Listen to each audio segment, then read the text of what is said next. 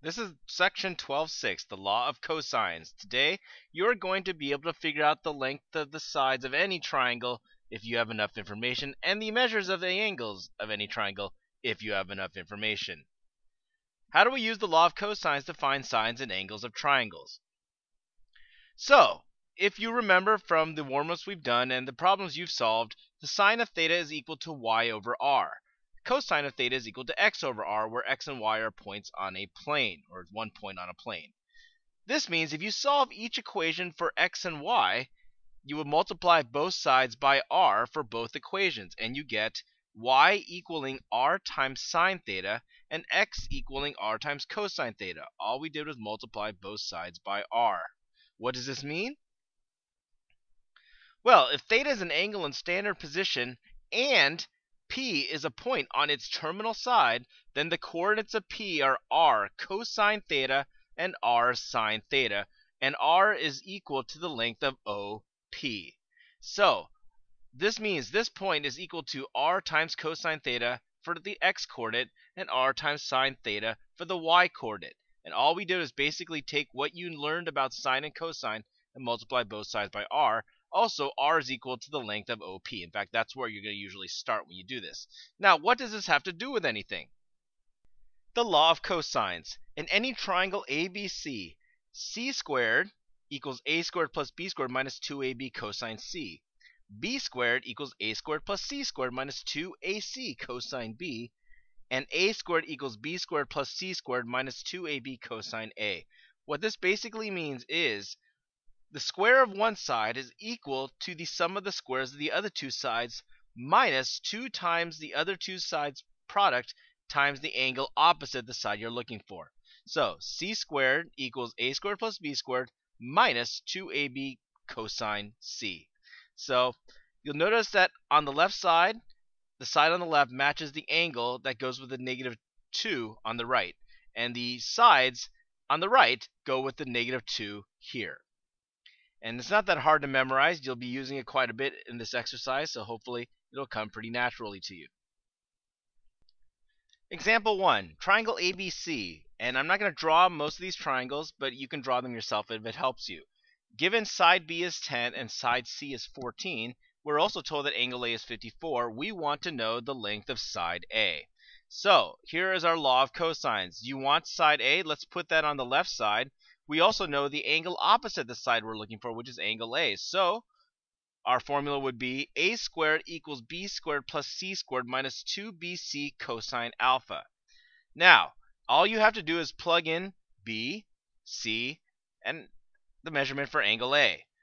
So a squared is 10 squared plus 14 squared minus 2 times 10 times 14 cosine 54. You plug them into your calculator, and you get that a squared is equal to about 131.42. Take the square root of both sides, and you get a is about 11.5. So law of cosine is just a matter of plugging and chugging a lot of the time. You just have to remember which side goes where and which angle goes here. Remember, the angle that goes with the negative 2 is the angle opposite the side on the left. Example 2, triangle ABC. We're told now that side A is 30, side C is 37, and angle B is 102.6. We want to find side B. See if you can do this one yourself. Shouldn't take you that long. Plug and chug and see what answer you get. Alright, using the law of cosines again, this time we want to know what B is. So let's put B squared over here. B squared is A squared plus C squared minus 2AC cosine B. And again, just like in example 1, you're plugging and chugging. So stick in 30 for A, 37 for C, and 102.6 for the measurement of angle B. And if you add all those up, you should get B squared is about 2,753. Take the square root of both sides, B is about 52.5. Now, you might be looking at the law of cosines and thinking, wow, this looks a heck of a lot like the Pythagorean theorem. Well, it kind of is. The only difference is you have this negative 2 thing here. But if you notice that if you're using the Pythagorean theorem, the side here is going to be opposite the angle. And if this angle has to be 90 degrees because the hypotenuse is opposite 90. But what's the cosine of 90? 0. So in a hypotenuse is in a right triangle, this last term is not even going to be there because the cosine of 90 is going to knock it out. which gives you the familiar Pythagorean theorem. Example 3. Triangle ABC. Given side A is 18, B is 29, and C is 16. Find the largest and smallest angle. Alright, so let's see how this works. First, let's find the largest angle. Well, which is going to be the largest angle? This is the Dora the Explorer Blue's Clues moment where I wait for you to answer. Good! It's angle B because it's opposite the longest side. Since 29 is the longest side, angle B is the largest angle. So let's first solve for what angle B is. And again, we're going to use the law of cosines.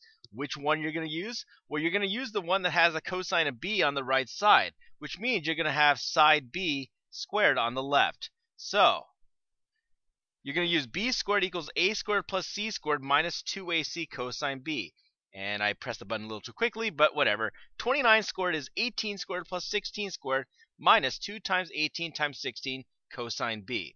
So all you have to do is solve for B first by getting everything to this side, then dividing it by the coefficient of cosine B.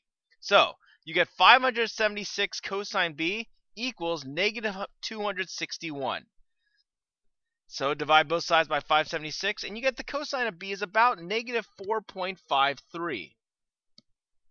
So that means B is equal to the inverse cosine of negative 0.453, or about 116.9 degrees.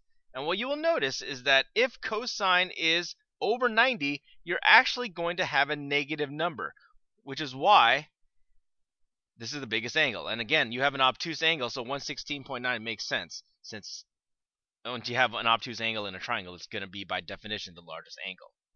Well, what about the smallest angle, you say? Well, I'll let you figure this one out. First of all, figure out which one is the smallest angle, then go ahead and try to solve for its angle. And I'll give you a minute to do that, but you can pause the video first because I'm not going to sit here in silence. Alright, smallest angle is angle C because 16 is the shortest side, so it is opposite the smallest angle. Now you want to solve for angle C, which means you're going to use this version of the law of cosines. C squared, whoops, that shouldn't be there. C squared equals A squared plus B squared minus 2AB cosine C. So again, you're going to solve for cosine C, plug in the values for sides A, B, and C. 16 squared equals 18 squared plus 29 squared minus 2 times 18 times 29 times the cosine of C. You'll get that 1044 cosine C is equal to 909. So the cosine of C is about 0.8709. Take the inverse cosine of both sides, and so you get 29.5 degrees as angle C, which is the smallest angle. Now, if I ask you to solve the triangle, you now can solve for angle B because you have two of the three angles. You would just add those up and subtract that one from 180 degrees. Finally, example 4. We have Middleton, 8 kilometers east of Mandra, and Deerfield is 10 kilometers northwest of Mandra. How far is Middleton from Deerfield? Alright, notice that you do not have a picture. I want to see if you can draw a picture. First, do it step by step. First, figure out how to represent in a picture that Middleton is 8 kilometers east of Mandra. So you're going to want to label Middleton, Mandra, and how 8 kilometers looks. Go ahead and do that, and I'll wait for you. Or you'll pause and wait for me. Alright, so, start with a blank canvas. We have Middleton here. We have Mandra there. And since Middleton is 8 kilometers east, there's your distance of 8. That's pretty easy. Now, let's see if you can draw the fact that Deerfield is 10 kilometers northwest of Mandra. How would you draw this one? And again, I'll wait for you to pause and restart after you get it. Alright, so let's put Deerfield there. That is northwest of Mandra, which means it's 10 kilometers away because it is northwest. Now, I want to know how far is it from Middleton to Deerfield. And let me fill in some of the rest of it. There is the blue line you want to solve for. Let's call that X. How do you solve this problem? Well, you're going to use the law of cosines. See if there's any angle you can figure out first. Do you know any angle? Well, because Deerfield is northwest of Mandra, that's a 45-degree angle. So now we have this triangle here with angle theta is the angle opposite the distance between Deerfield and Middleton. We want to know what X is. Well, how do we know what theta is? Yeah, that's right. It's 135 because it's 180 minus 45. 45 and theta are supplementary. So now use the law of cosines to figure out what x is, and I'll give you a second to do that. Pause the video and then check your answer by restarting it. Alright, so here's your formula. X squared is 8 squared plus 10 squared minus 2 times 8 times 10 times the cosine of theta, or 135. And now it's just like all the other problems you've done already. X squared is equal to about 277.14, so therefore x is about 16.6 kilometers. You take the square root of both sides.